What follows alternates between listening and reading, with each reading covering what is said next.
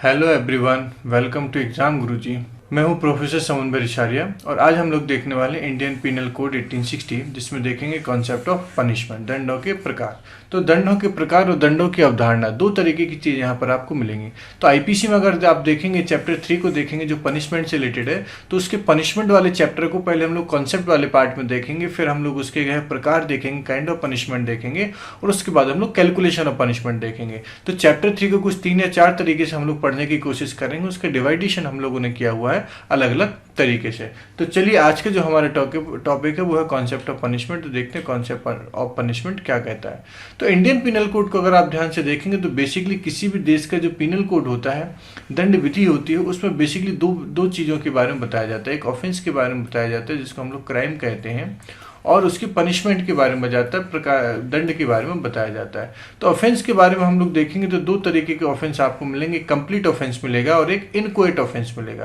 Complete offence का मतलब होता है पूर्ण अपराध या कमीशन ऑफ ऑफेंस इसको कहते हैं। इनकोएट ऑफेंस का मतलब होता है अपूर्ण अपराध या अधूरा अपराध भी इसको कहते हैं। ठीक है, तो इस तरीके से हम लोग इंडियन पिनल कोड में देखने वाले हैं। तो बेसिकली पूरा इंडियन पिनल कोड ऑफेंस के बारे में बताता है, लेकिन चैप्टर 3 और इसका एक पार्ट जो है वो पनिशमेंट के बारे में बताता है, दंडों के प्रकार के बारे में बताता है, पनिशमेंट के बारे में बताता है। तो देखेंगे सबसे पहले ऑफ पनिशमेंट चैप्टर 3 बताता है आपको सेक्शन 53 से लेकर सेक्शन 55 तक।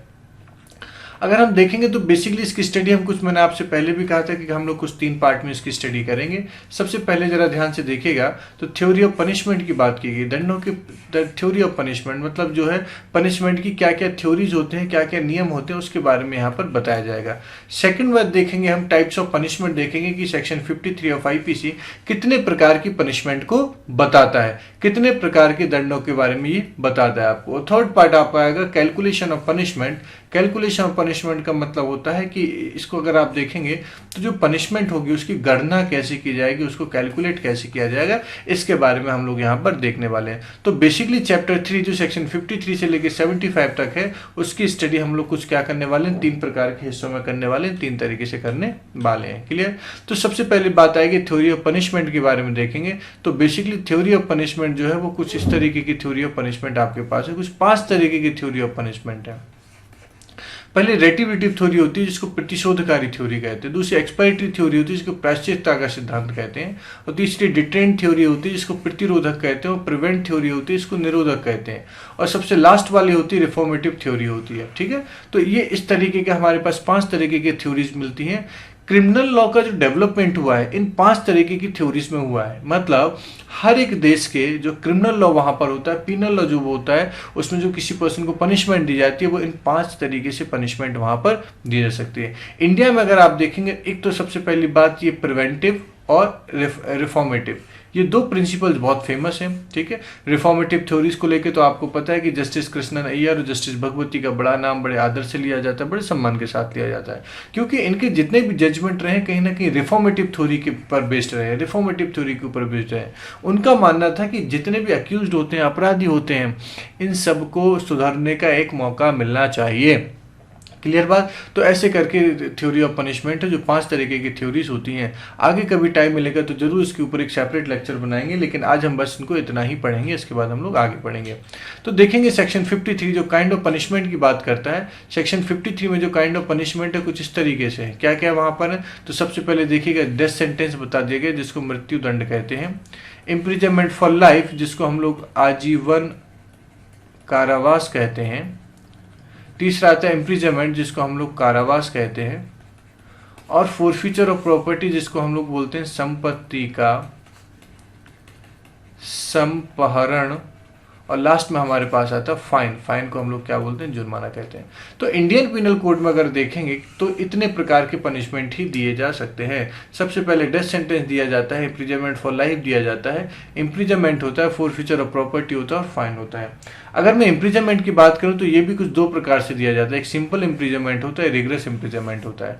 तो जब भी जज या मजिस्ट्रेट यहाँ पर पनिशमेंट देते हैं तो वो अपने जजमेंट्स में इस बात को मेंशन करते हैं कि जो इम्प्रिजनमेंट है वो कैसा होगा, किस नेचर का होगा, सिंपल होगा या रिग्रेस होगा। सिंपल मतलब सादा होना चाहिए और रिग्रेस का मतलब यहाँ पर क्या होता है? कठोर की बात यहाँ पर की जाती है। तो सेक्शन 53 क्या बताता है, काइंड ऑफ पनिशमेंट के बारे में आपको बताता है। तो आज हम सबसे पहले देखेंगे डेथ सेंटेंस के बारे में पढ़ेंगे कि डेथ सेंटेंस क्या होता है। देखिए अक्सर डेथ सेंटेंस के बारे में कहा जाता है कि बहुत ही कंट्रोवर्शियल पनिशमेंट रहा ये, कि डेथ सेंटेंस देना चाहिए या नहीं देना चाहिए। तो आज हम देखेंगे सेक्शन 53 में सबसे पहले हम बात करेंगे डेथ सेंटेंस के बारे में, बात करेंगे मृत्युदंड के बारे में, बात करेंगे कैपिटल पनिशमेंट के बारे में बात यहाँ पर करेंगे। तो सबसे पहले हम देखेंगे constitutional validity of death sentence. ठीक है, कॉन्स्टिट्यूशनल वैलिडिटी, संवैधानिक महत्वता क्या है डेथ सेंटेंस की। ठीक है, तो बेसिकली इसका जो ओरिजिन होता है वो आर्टिकल 21 से होता है, article 21 of the Indian constitution. वहां पर अगर आप ध्यान से देखेंगे तो आर्टिकल 21 में एक्सप्रेसली कुछ दो तरीके के राइट्स आपको बता दिए गए। ठीक है, दो तरीके के आपको फंडामेंटल राइट्स बता दिए गए। सबसे पहला राइट टू लाइफ है, जिसको हम लोग कहते हैं जीवन का अधिकार, राइट टू लाइफ जिसको हम लोग कहते हैं जीवन का अधिकार। और दूसरा आपको मिलेगा राइट टू पर्सनल लिबर्टी, जिसको हम लोग बोलते हैं व्यक्तिगत स्वतंत्रता का अधिकार। ठीक है, राइट टू लाइफ और राइट टू पर्सनल लिबर्टी, तो जीवन का अधिकार और व्यक्तिगत स्वतंत्रता का अधिकार है ना, दो तरीके से चीजें यहाँ पर आपको मिलेंगे। तो अगर मैं डेथ सेंटेंस की बात करूँ, डेथ पेनल्टी की बात करूँ, तो ये आर्टिकल 21 में जो राइट टू लाइफ है इसका वायलेशन होता है। अगर आप किसी पर्सन को डेथ सेंटेंस देते हो तो क्या होता है, राइट टू लाइफ का वायलेशन होता है, क्योंकि आर्टिकल 21 एवरी पर्सन की बात करता है, सभी व्यक्तियों को, चाहे वो सिटीजन ऑफ इंडिया हो या नॉन सिटीजन ऑफ इंडिया हो, है ना, सभी तरीके सब लोगों को यहाँ पर मिलता है। लेकिन यहाँ पर देखेंगे इन मेनका गांधी केस की अगर मैं बात करूं, Maneka Gandhi versus union of India अगर केस की मैं आपसे बात करूं, तो the supreme court let down the principle of due process. Supreme court ने ड्यू प्रोसेस प्रिंसिपल की बात कर दी, through which a state can restrict the citizens from enjoyment their right. इसका मतलब है कि जो स्टेट होता है, जो राज्य होता है, वो ड्यू प्रोसेस बना के, एक प्रोसीजर बना के क्या कर सकता है, आपके राइट टू लाइफ को क्या करता है, रिस्ट्रिक्ट कर सकता है, रोक सकता है उसे। ठीक है, तो इसका मतलब है कॉन्स्टिट्यूशनल वैलिडिटी में देखेंगे तो इसको लेके आर्टिकल 21 में जो राइट टू लाइफ मिलता है, ये बड़ा ही कंट्रोवर्शियल रहा है कि किन किन केसेस में राइट टू लाइफ को प्रोटेक्ट किया जा सकता है और किस में रिस्ट्रिक्ट किया जा सकता है। ठीक है, और ये वैलिड है या नहीं है, राइट टू लाइफ देना चाहिए या नहीं देना चाहिए, और अगर देना चाहिए तो देखेंगे आईपीसी में कहाँ कहाँ पर इसको दिया जा सकता है। तो ये सारे के सारे प्रिंसिपल हम लोग आज यहाँ पर देखने वाले हैं। तो सबसे पहले देखेंगे the death penalty was challenge in various cases. देखिए सुप्रीम कोर्ट की अगर मैं बात करूं तो सुप्रीम कोर्ट में समय समय पर जो है बहुत सारे केसेस में डेथ पेनल्टी को चैलेंज किया गया। सबसे पहले अगर हम देखेंगे तो Jagmohan Singh versus state of UP, Jagmohan Singh versus state of UP 1973 supreme court. अगर इस केस की अगर मैं आपसे बात करूं तो बहुत सिंपल सी बात यहां पर है कि इस केस में सबसे पहले चैलेंज किया गया था सुप्रीम कोर्ट में डेथ पेनल्टी को, कि डेथ पेनल्टी देना चाहिए या नहीं देना चाहिए, क्या ये आर्टिकल 21 का वायलेशन है या नहीं है। तो ये जगमोहन सिंह वाले केस में हुआ था। तो सुप्रीम कोर्ट ने इसमें कहा था कि भाई कोई भी कानून जो है, कोई भी विधि द्वारा स्थापित प्रक्रिया के अनुसार, जिसको ड्यू प्रोसेस ऑफ लॉ कहते हैं या प्रोसीजर एस्टैब्लिश्ड बाय लॉ कहते हैं, जिसको आर्टिकल 21 में बता दिया गया है कि सिंपल सी बात है कि यदि कोई व्यक्ति विधि द्वारा स्थापित प्रक्रिया के अनुसार प्राण से वंचित किया जाता है तो ऐसा संविधान के उपबंधों के अनुसार ही माना जाएगा और संविधान का किसी प्रकार का उल्लंघन नहीं कहा जा सकता है। बेसिकली आर्टिकल 21 के आधार पर इसको चैलेंज किया गया था कि आर्टिकल 21 का क्या करता है, वायलेशन करता है, इसका उल्लंघन करता है। ठीक है, लेकिन सुप्रीम कोर्ट ने क्लियर कर दिया कि इस प्रकार की किसी भी बात का जो है डेथ पेनल्टी जो है आर्टिकल 21 का वायलेशन नहीं करता है, क्योंकि आर्टिकल 21 के साथ इस बात को मेंशन किया गया है कि प्रोसीजर एस्टैब्लिश्ड बाय लॉ और ड्यू प्रोसेस ऑफ लॉ। इसका मतलब है कि स्टेट ऐसी प्रक्रिया बना के, ऐसा प्रोसीजर बना के क्या कर सकता है, आपके आर्टिकल 21 का फंडामेंटल राइट्स को रिस्ट्रेन कर सकता है, उसको रोक सकता है। क्लियर। अब इसके बाद देखेंगे दूसरी बार 1979 में चैलेंज किया गया इसे, again Rajendra Prasad versus state of UP 1979 में चैलेंज किया गया। तो Rajendra Prasad versus state of UP को अगर आप ध्यान से देखेंगे तो यहाँ पर भी चैलेंज किया गया। ठीक है, यहाँ पर उन्होंने कहा, सुप्रीम कोर्ट ने इस बात को बहुत क्लियरली कहा कि भाई डेथ सेंटेंस वहां देना चाहिए, कहाँ देना चाहिए, where the existence of society is in danger, जहां पर समाज का अस्तित्व कैसा होता है, खतरे में होता है। इसका मतलब है कि देना तो चाहिए। देखिए राजेंद्र प्रसाद वाले जजमेंट में भी कहा गया कि डेथ सेंटेंस देना चाहिए, लेकिन कैसे मामलों में दिया जा सकता है, तो उन्होंने कहा कि where the existence of society is in danger, जहां पर समाज का अस्तित्व, इसको हम कह सकते हैं, क्या कहते हैं इसको, समाज का अस्तित्व,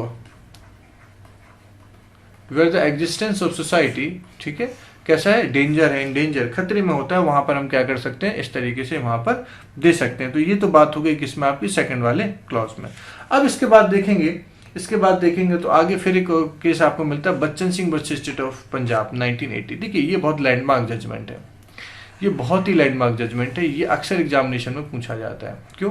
क्योंकि basically death sentence, death penalty के जो कॉन्स्टिट्यूशनल वैलिडिटी की हम लोग बात करते हैं, ठीक है, वो बेसिकली यहीं से मिलती है। तो बच्चन सिंह वाले केस में सुप्रीम कोर्ट ने बहुत क्लियर कहा था कि भाई सिंपल सी बात है कि बच्चन सिंह वाले केस में सुप्रीम कोर्ट ने कहा एक बात कही उसमें कि जो Rajendra Prasad versus state of UP में जो existence of societies in danger की बात की गई थी, तो उसको इस तरीके से कहा कि जहां पर जो ऑफेंस होगा वो कैसा होगा, एक्सट्रीम ब्रुअलिटी से रिलेटेड होगा, मतलब चरम क्रूरता होगी, जिसमें चरम क्रूरता होगी। इसको और लीगल वर्ड में उन्होंने कहा कि rarest of the rare cases.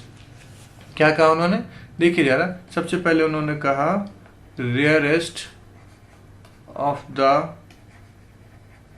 Rare cases, ठीक है, हिंदी में कहते हैं इसको विरलतम से विरलतम मामले, विरलतम से विरलतम मामले, ठीक है, मतलब rarest of the rare cases में क्या होना चाहिए, ये यहाँ पर केसेस डेथ सेंटेंस दिया जाना चाहिए, ये कहा गया था Bachchan Singh versus state of Punjab 1980 में। क्लियर बात। इसके बाद हम थोड़ा सा आगे बढ़ेंगे तो आपको एक केस और मिलेगा जिसका नाम है मच्छी Singh versus state of Punjab 1983। देखिए अब ये वाला भी सुप्रीम कोर्ट ने केस डिसाइड किया, मच्छी सिंह, ठीक है, माछी सिंह या मच्छी सिंह कहते हैं इसको, मच्छी Singh versus state of Punjab 1983 के अगर मामले में बात करें तो बेसिकली सुप्रीम कोर्ट ने यहाँ पर पांच प्रिंसिपल लेट डाउन किए थे। किसके लिए 5 प्रिंसिपल लेट डाउन किए थे, ये डिसाइड करने के लिए, ये पहचानने के लिए कि भाई rarest of the rare case क्या होंगे, rarest of the rare case क्या होंगे, तो ये मच्छी सिंह वाले केस में आ जाएगा, स्टेट ऑफ पंजाब 1983 वाले केस में आ जाएगा यहाँ पर, ठीक है। इस तरीके से क्या हो जाएगा, 5 प्रिंसिपल लेट डाउन किए थे, मैं वो 5 प्रिंसिपल पे यहाँ पर नहीं जाऊंगा, बेसिक मैं आपको अभी थ्योरीज बताने जा रहा हूँ, ठीक है। इसके बाद देखेंगे आगे, अब टीबी बथेश्वरन वाला जजमेंट आपको मिल जाएगा, T V Vatheeswaran versus state of Tamil Nadu, ये 1983 का जजमेंट है। देखिए इसके बाद 3 जजमेंट मिलेंगे आपको, ठीक है, शेर सिंह और state of Punjab, Triveniben versus state of Gujarat, ठीक है, और Channulal Verma versus state of Chhattisgarh. ये तीनों के तीनों केसेस जो हैं ये डेथ सेंटेंस के एग्जीक्यूशन से रिलेटेड है, एग्जीक्यूशन से रिलेटेड है, ठीक है, एग्जीक्यूशन ऑफ डेथ सेंटेंस। तो T V Vatheeswaran versus state of Tamil Nadu वाले केस में सुप्रीम कोर्ट ने कहा था कि जब कभी भी डेथ सेंटेंस प्रोनाउंस कर दिया जाता है, दे दिया जाता है, तो उसका एग्जीक्यूशन 2 महीने के अंदर कर दिया चाहिए। अगर 2 महीने के अंदर डेथ सेंटेंस का एग्जीक्यूशन नहीं होता है तो उसको इम्प्रिजनमेंट फॉर लाइफ में कन्वर्ट कर देना चाहिए। तो इसको लेके बड़ी कॉन्ट्रोवर्शियल थी टीबी बथेश्वरन में, हालांकि टीबी बथेश्वरन में जजमेंट दिया गया था, लेकिन Sher Singh versus state of Punjab और त्रिवेणीवन वाले केस में सुप्रीम कोर्ट ने अपने ही जजमेंट को पलट दिया। टीबी बथेश्वरन में 2 महीने का क्राइटेरिया रखने के पीछे का जो मोटिव था वो ये था कि अगर किसी पर्सन को पता चल जाता है कि मैं 2 महीने के अंदर मरने वाला हूं तो उसका स्टेट ऑफ माइंड कैसा होगा, तो उसको ज्यादा स्टेट ऑफ माइंड उसको आत्मग्लानि से बचाने के लिए, आत्मचिंतन से बचाने के लिए, मानसिक संताप जिसको कहते हैं हम लोग, है ना, मेंटल इलनेस से बचाने के लिए उसको क्या कर देना चाहिए, 2 महीने के अंदर उसका एग्जीक्यूशन कर देना चाहिए। इनकेस अगर उसका एग्जीक्यूशन नहीं होता है तो फिर आपको उसको क्या कर देना, डेथ सेंटेंस को इम्प्रिजनमेंट फॉर लाइफ में कन्वर्ट कर देना चाहिए।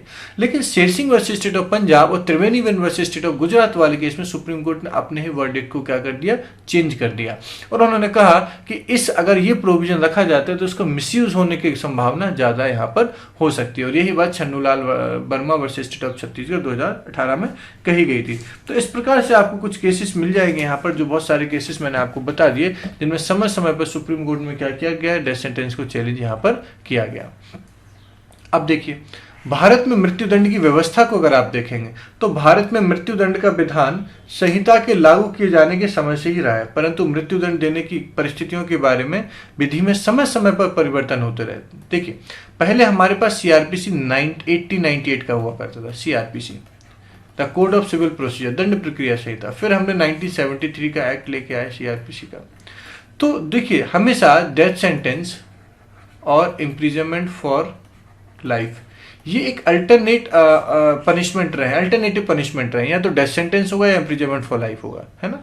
तो 1898 का जो कानून था उसमें इस बात को कहा गया था कि हत्या के अपराध में मृत्युदंड एक सामान्य नियम है, ठीक है, तथा आजीवन कारावास जो है अपवाद स्वरूप ही दिया जाता है। लेकिन 1973 में हमने क्या कर दिया था, आजीवन कारावास को हमने क्या कर दिया था, जनरल प्रिंसिपल बना दिया था, जनरल रूल बना दिया था, और इसको मृत्यु दंड को, डेथ सेंटेंस को हमने एक्सेप्शन बना दिया। तो आज भी इसी प्रिंसिपल को फॉलो किया जाता है। अगर कोई ऐसा पनिशमेंट है, अगर कोई किसी पर्सन ने कोई ऐसा ऑफेंस किया है जिसमें दोनों पनिशमेंट है, तो वहां कोशिश की जाती है कि उसको क्या किया जाए, इम्प्रिजनमेंट फॉर लाइफ दिया जाए, जब तक कि वो case rarest of the rare ना हो, rarest of the rare case ना हो, तब तक इसको दिया जाता है। क्लियर। चलिए आगे बढ़ते हैं, डेथ सेंटेंस की बात करते हैं कि भाई सीआरपीसी में से कौन कौन से प्रोविजन है जहां पर डेथ सेंटेंस या कौन कौन सी अथॉरिटी है जो डेथ सेंटेंस दे सकती है, मृत्युदंड का कारावास या मृत्युदंड की सजा वहां पर दे सकते हैं।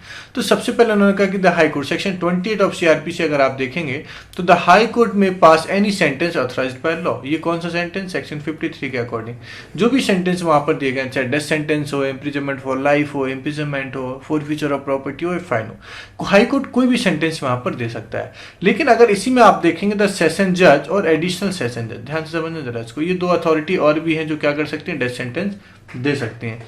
ये दो अथॉरिटी और भी हैं आपके पास, एक तो सेशन जज और दूसरा आता है एडिशनल सेशन जज। ये दो अथॉरिटी और भी हैं आपके पास। तो ये क्या करती है, may pass any sentence authorised by law, ये भी सेक्शन 53 में बताया गया, सारे सेंटेंस पास कर सकती हैं। But any sentence of death passed by and any such judgment judge shall be subject to confirmation by the high court। लेकिन अगर ध्यान देना जरा कि सेशन जज और एडिशनल सेशन जज यहाँ पर डेथ सेंटेंस अगर किसी पर्सन को देते हैं तो उसे क्या करना पड़ेगा, हाई कोर्ट से क्या कराना पड़ेगा, उसे कंफर्म कराना पड़ेगा, उसको पुष्ट कराना पड़ेगा। जब तक हाई कोर्ट उसे कंफर्म नहीं करेगी उसके पनिशमेंट का या उसके दंड का एग्जीक्यूशन नहीं किया जाएगा, डेथ सेंटेंस का एग्जीक्यूशन नहीं किया जाएगा। और ये प्रोविजन आपको मिल जाएगा सीआरपीसी का सेक्शन 366 आपको बताता है, और इसके आगे भी अगर आप देखेंगे तो सेक्शन 368 भी इसके एग्जीक्यूशन की बात वहां पर करता है। तो डेथ सेंटेंस को लेकर कुछ प्रोविजन थे जो मैंने सीआरपीसी में आपको सेक्शन 28 में बता दिए हैं। आई होप आपको ये लेक्चर समझ में आ गया होगा, ठीक है। इनकेस अगर कोई इसमें क्वेरी होती है, कोई डाउट होता है तो आप कमेंट बॉक्स में मेंशन इसे कर सकते हैं। Thank you.